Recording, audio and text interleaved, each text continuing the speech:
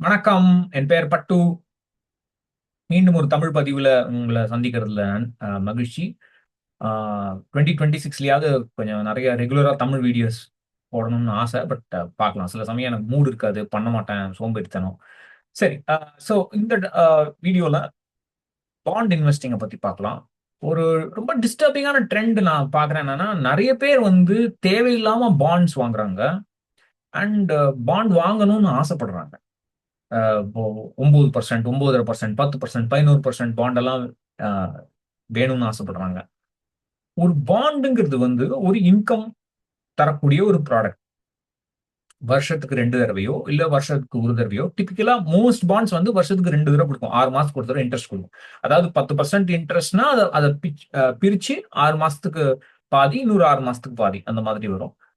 சில பாண்ட்ஸ் வருஷத்துக்கு ஒரு தடவ குடுப்பாங்க. சில பாண்ட் வந்து அந்த பீரியட் டென்யூர் எண்டுல குடுப்பாங்க. பட் அது ரொம்ப ரொம்ப ரேர். அது எல்லா அது கிடைக்கிறது ரொம்ப கஷ்டம். அந்த மாதிரி வரது கிடையாது மோஸ்ட்லி பாண்ட்ஸ்.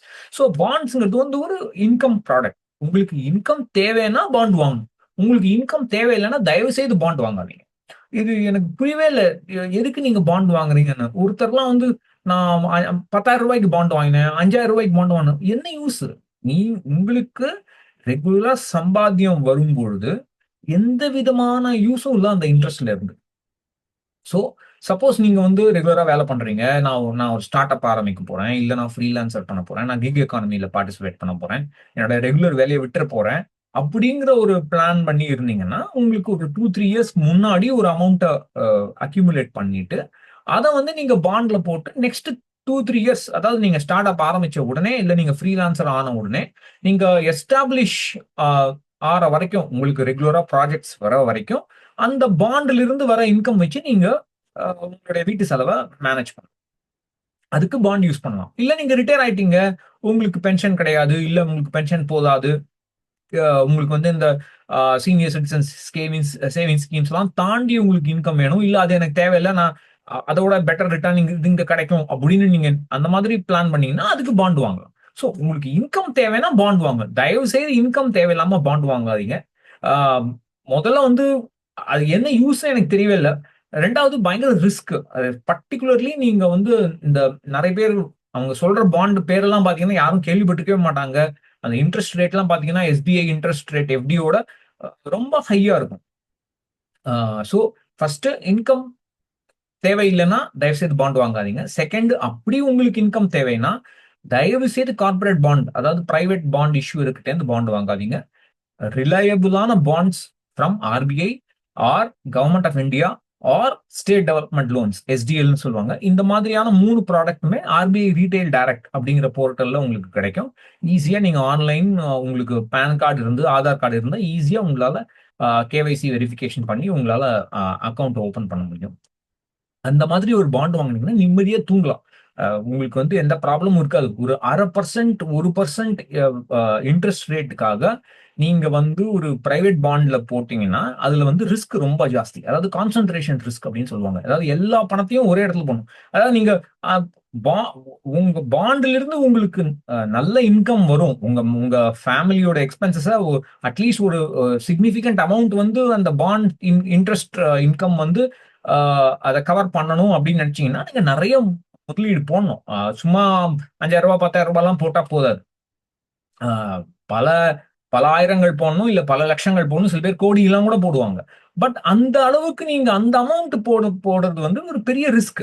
ஸோ அந்த அந்த இஷ்யூவர் அதாவது பாண்ட் இஷ்யூ பண்றவங்க அந்த கம்பெனி வந்து நாளைக்கு பிரச்சனையில மாட்டிச்சுன்னா, உங்களுக்கு அந்த ஃபுல் பணமும் வராம போயிடும். இன்ட்ரெஸ்ட் ரேட் ரெகுலரா வராது. ஸோ இதெல்லாம் பெரிய தொல்லைகள். இந்த இந்த பிரச்சனைகள்லாம் தேவையில்லாம நீங்க சிம்பிளா கவர்ன்மென்ட் ஆஃப் இந்தியா கிட்டேருந்து பாண்ட் வாங்குங்க. தயவு செய்து இந்த பாண்ட் இன்வெஸ்டிங் ஆப்ஸ்லலாம் வாங்காதீங்க. அதெல்லாம் தேவையே இல்லாத அணி. ஆம், 2வது இதுல பாண்ட்ல வந்து இன்ட்ரெஸ்ட் ரேட்ட நீங்க சேஸ் பண்ணவே கூடாது. இப்போ இப்போ 2 பாண்ட் இருக்குன்னு வச்சுக்கங்களேன். ஒரு பாண்ட் வந்து சப்போஸ் எஸ்பிஐ இன்ட்ரெஸ்ட் ரேட் வந்து 7.5% இருக்குன்னு வச்சுக்கோங்க. எஃப்டி ஒரு ஒரு 10 வருஷம் எஃப்டி வந்து 7.5% இருக்குன்னு வச்சுக்கங்களேன். இந்த ஒரு பாண்ட் குடுக்குறவர் சொல்றாரு, நான் வந்து 8% குடுப்பேன். 0.5% மோர். 8% கொடுப்பேன். எஸ்பிஐ எஃப்டி வந்து 7.5%, நான் வந்து 8% கொடுப்பேன். இன்னொருத்தர் சொல்றாரு நான் 10% கொடுப்பேன். இவர் ஏன் 10% கொடுக்குறாருங்கிறத நீங்க யோசிச்சு பார்க்கணும். நீங்க வந்து 10% கொடுக்குறாருன்னு சொல்லி அதை போய் கடகடன்னு போட்டுறக்கூடாது. ஏன் 10% கொடுக்குறாரு? அவருடைய கம்பெனி ஏற்கனவே பிரச்சனையில இருக்கு. அவருக்கு டெஸ்பரேட்டா பணம் தேவை.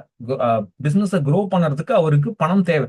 அவருக்கு அவருக்கு பிரச்சனையில இருக்கிறதுனால தான் அவருடைய கிரெடிட் ரேட்டிங் வந்து ட்ரிபிள் ஏ ரேட்டிங் இருக்காது, A1+ ரேட்டிங் இருக்காது, AA, ஏஓ அந்த மாதிரியான குறைச்சலான ரேட்டிங் இருக்கும். இந்த குறைச்சலான ரேட்டிங் இருக்கிறது ஏன்னா அவங்களுடைய கம்பெனில ஏதோ ப்ராப்ளம் இருக்கு, அவருக்கு கேஷ் ஃப்ளோ ப்ராப்ளம் இருக்கு, ப்ராஃபிட்டபிலிட்டி ப்ராப்ளம் இருக்கு. அவர்கிட்ட நீங்க போய் உங்க பணத்தெல்லாம் கொடுத்து எனக்கு 10% ரிட்டர்ன் குடுன்னு கேட்கறதுல என்ன லாஜிக் இருக்கு? அப்கோர்ஸ் மார்க்கெட் பையிங் அண்ட் செல்லிங்ல அந்த லாஜிக் கரெக்ட். அது ரிஸ்க் பிரீமியம்னு சொல்லுவாங்க. நீங்க வந்து அந்த கம்பெனில நீங்க இன்வெஸ்ட் பண்ணணும்னா நீங்க ரிஸ்க் எடுக்கிறீங்க. அந்த ரிஸ்க்கு ஏத்த உங்களுக்கு ரிவார்டு நீங்க எதிர்பார்ப்பீங்க. அந்த ரிவார்டு தான் வந்து ரிஸ்க் பிரீமியம். அதனால தான் அவர் வந்து எஸ்பிஐ எஃப்டி வந்து 7.5% இருக்கு, இவர் 10% தர்றாரு.